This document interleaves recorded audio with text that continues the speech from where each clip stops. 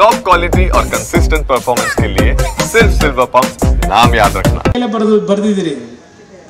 इನ್ನು ಇವತ್ತು ಪತ್ರಿಕೆ ತೆಗೀರಿ ಕಲಬುರಗಿನಲ್ಲಿ ತೊಗರಿ ಬೆಳೆದವರೆ ತೊಗರಿ ಬೆಳೆದು ನಷ್ಟಕ್ಕೊಳಗಾಗಿದೆ ಆ ರೈತರಿಗೆ ಪರಿಹಾರ ಕೊಟ್ಟಿಲ್ಲ ಅಂತ ಹೇಳಿ ನಿನ್ನೆ ದಿನ ಜಿಲ್ಲಾಧಿಕಾರಿ ಕಚೇರಿ ಮುಂದೆ ಎತ್ತು ಗಾಡಿ ಮೆರವಣಿಗೆ ಮಾಡಿದ್ರು ಇವತ್ತೊಂದು 1000 ಎತ್ತಿನ ಗಾಡಿ ತಗೊಂಡು ನಿಲ್ಲಿಸ್ಕೊಂಡು ಒಂದು ಫೋಟೋ ಕಲಬುರಗಿ ಪತ್ರಿಕೆಯಲ್ಲಿ ಹಾಕೊಂಡವ್ರು ಇವತ್ತು ಬೆಳಗ್ಗೆ ಬರಬೇಕಾದ್ರೆ ನೋಡ್ತಿದ್ದೆ ಇದು ಈ ಸರ್ಕಾರದ ಕಾರ್ಯಕ್ರಮ ಮುಖ್ಯಮಂತ್ರಿ ನಾನಾಗಬೇಕು ಮುಖ್ಯಮಂತ್ರಿ ನಾನಾಗಬೇಕು ನಡೀತದೆ ಜನಕ್ಕೆ ಏನಾದರೂ ಈ ಸರ್ಕಾರ ನಡೆಸ್ತಕ್ಕಂಥವರಿಗೆ ಜನರ ಬದುಕೇನಾಗಿದೆ ಅಂತ ಏನಾದರೂ ಯೋಚನೆ ಮಾಡ್ತಾ ಇದ್ದಾರೆ ನೀವು ಯಾವಾಗ ಬುದ್ಧಿವಂತರಾಗ್ತೀರಿ ನಾನು ಹಳ್ಳಿ ತಾಯಂದ್ರಿಗೆ ಮನವಿ ಮಾಡ್ತೀನಿ ಇದು ಯಾವುದೋ 2000 ರೂಪಾಯಿಗೆ ಇನ್ನು 3 ತಿಂಗಳು 4 ತಿಂಗಳಾಗಿದೆ ಇನ್ನೂ ದುಡ್ಡು ಬಂದಿಲ್ಲ ಬಹುಶಃ ಈ ದುಡ್ಡು ಕೊಡೋದು ಯಾವಾಗ ಅಂದರೆ ನಿಮಗೆ ಜಿಲ್ಲಾ ಪಂಚಾಯತಿ ತಾಲೂಕು ಪಂಚಾಯತಿ ಚುನಾವಣೆ ಆದರೆ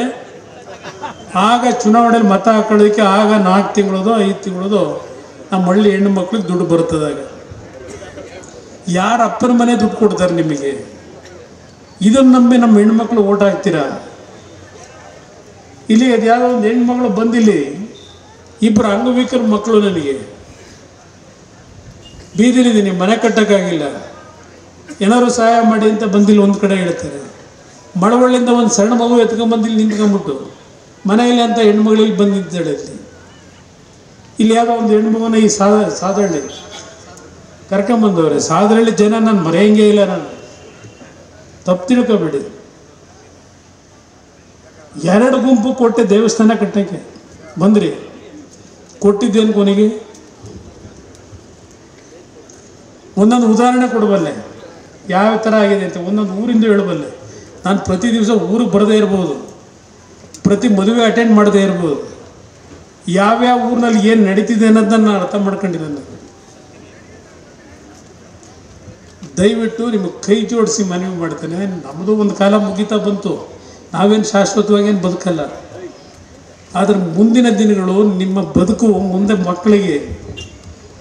ಇಲ್ಲಿ ಕೊಡ್ತೀರಿ ಅರ್ಜಿ ಬಂದ್ಬಿಟ್ಟು ಇಲ್ಲಿ ಮಕ್ಕಳು ಕೆಲಸ ಅಂತೇಳಿ ನಾನು ಒಂದು ಕಾಲದಲ್ಲಿ ಹೇಳಿವೆ ಮಕ್ಕಳನ್ನ ಕಷ್ಟಪಟ್ಟು ಓದಿಸ್ಬೇಕು ಅಂತೇಳಿ ಈಗ ನನಗೆ ಅನ್ನಿಸ್ತಾ ಇದೆ ಯಾತಕ್ಕೆ ಮಕ್ಕಳನ್ನ ಓದಿಸ್ಬೇಕು ಅಂತೇಳಿ ಓದಿಸ್ತೀರಿ ಕಂಪ್ಯೂಟರ್ ಇಂಜಿನಿಯರ್ ಮಾಡಬೇಕು ಅಂತ ಬರ್ತೀರಿ ನೀವು ಸೀಟ್ ಕೊಡಿಸು ಅಂತ ಹೇಳಿ 60 ಲಕ್ಷ 70 ಲಕ್ಷ ಕಟ್ಟಬೇಕು ನೀವು ನಿಮ್ಮ ಮಕ್ಳಿಗೆ ಕಂಪ್ಯೂಟರ್ ವಿದ್ಯೆ ಕೊಡಲಿಕ್ಕೆ ಇಂಜಿನಿಯರಿಂಗ್ ಮಾಡೋದಕ್ಕೆ 60 ಲಕ್ಷ 70 ಲಕ್ಷ ಖರ್ಚು ಮಾಡಿ ಕೆಲಸ ಇಲ್ಲದೆ ದಿನ ಅಲಿತಾವ್ರೆ ಸಾವಿರಾರು ಕುಟುಂಬದ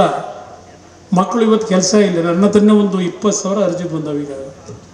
ದಿನ ನನ್ನ ಹತ್ರ ಬರೋ ಕೆಲಸದೇ ಹೇಳೋದು ಮೆಕ್ಯಾನಿಕಲ್ ಇಂಜಿನಿಯರ್ಗಳು ITI ಎಲ್ಲಿಂದ ಕೆಲಸ ಕೊಡಿಸೋದು ನಾನು ಡೆಲ್ಲಿಲಿ ನೋಡ್ತೀನಿ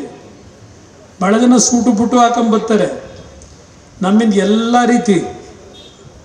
PLI ಸ್ಕೀಮ್ಗಳು ಆ ಸ್ಕೀಮು ಅಂತೇಳಿ ಸರ್ಕಾರದಿಂದ ಎಲ್ಲ ನೆರವು ಪಡೀತಾರೆ ಕಾರ್ಖಾನೆ ಓಪನ್ ಮಾಡೋದಕ್ಕೆ ನಾವೀಗೆಲ್ಲ ತಯಾರಿ ಮಾಡ್ಕೊಂಡ್ಬಂದಿದ್ದೀವಿ ನಾವು ಇಷ್ಟು ಉದ್ಯೋಗ ಕೊಡ್ತೀವಿ ಅಷ್ಟು ಉದ್ಯೋಗ ಕೊಡ್ತೀವಿ ಅಂತೇಳಿ ನಮ್ಮ ಮುಂದೆ ತರ್ತಾರೆ ಅರ್ಜಿ ಇಟ್ಕೊಂಡ್ಬರ್ತಾರೆ 20,000 ಕೊಡ್ತೀವಿ 30,000 ಕೆಲಸ ಕೊಡ್ತೀವಿ ಆದರೆ ಅಲ್ಲಿ ಒಳಗಡೆ ಹೋಗಿ ನೋಡಿದಾಗ ಗೊತ್ತಾಗುತ್ತೆ ಅವ್ರು ಎಷ್ಟು ಮಟ್ಟಿಗೆ ಉದ್ಯೋಗ ಕೊಡ್ತಾ ಇದ್ದಾರೆ ಅಂತೇಳಿ ಯಾವ ರೀತಿ ಸರ್ಕಾರದ ಫೆಸಿಲಿಟೀಸ್ಗಳನ್ನ ಪಡಿತಾ ಇದ್ದಾರೆ ಯಾವ ರೀತಿ ಇವತ್ತು ಉದ್ಯೋಗ ಸೃಷ್ಟಿ ಮಾಡ್ತಾ ಇದ್ದಾರೆ ನಾನು ಕೆಲವು ವಿಷಯ ಸತ್ಯ ಹೇಳೋಕ್ಕಾಗಲ್ಲ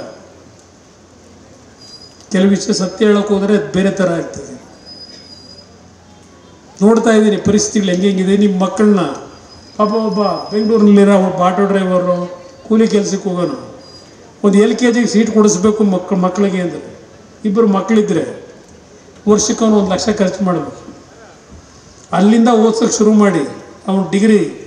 ಪಡೆಯೋವರೆಗೆ ಓದಿಸೋದಕ್ಕೆ ಎಷ್ಟು ಖರ್ಚು ಮಾಡ್ಬೋದು ಇವತ್ತು ಉದ್ಯೋಗದ ಸಮಸ್ಯೆಗಳು ಎಷ್ಟಿದೆ ಭಾಳ ಹೇಳ್ತೀವಿ ನಾವು ನಿಂತ್ಕೊಂಡು ಪಾಪ ಭಾಳ ಜನ ಹೇಳ್ತೀರಿ ನೀವು ಯಾವುದಾದ್ರು 1-2 ಕಾರ್ಖಾನೆ ತಗೊಂಬಂದಿ ಅಂತೇಳಿ ನಾನು ಕಾರ್ಖಾನೆ ತಗೊಂಬರ್ತಕ್ಕಂಥದ್ದಕ್ಕೆ ಕರ್ನಾಟಕ ರಾಜ್ಯ ಸರ್ಕಾರ ಇವರು ಪ್ರಪೋಸಲ್ಗಳು ತರಬೇಕು ನಾನು ತರಕ್ಕೆ ಸಾಧ್ಯ ಇಲ್ಲ ಇವರು ನಾನು ಕೆಲಸ ಮಾಡಲಿಕ್ಕೆ ಬಿಡದೆ ಹೋದರೆ ಇವ್ರು ಯಾವುದೇ ಪ್ರಪೋಸಲೇ ತರದೇ ಇದ್ದರೆ ನಾವು ಎಲ್ಲಿಂದ ಕಾರ್ಖಾನೆ ತರೋದು? ಇವತ್ತೆಲ್ಲ ಪಕ್ಕದ ಪೂನಾದಲ್ಲಿ, ತಮಿಳ್ನಾಡಿನಲ್ಲಿ, ಮಹಾರಾಷ್ಟ್ರದಲ್ಲಿ ಅಲ್ಲಿ ಹೋಗ್ತಾ ಇದ್ದಾರೆಲ್ಲ.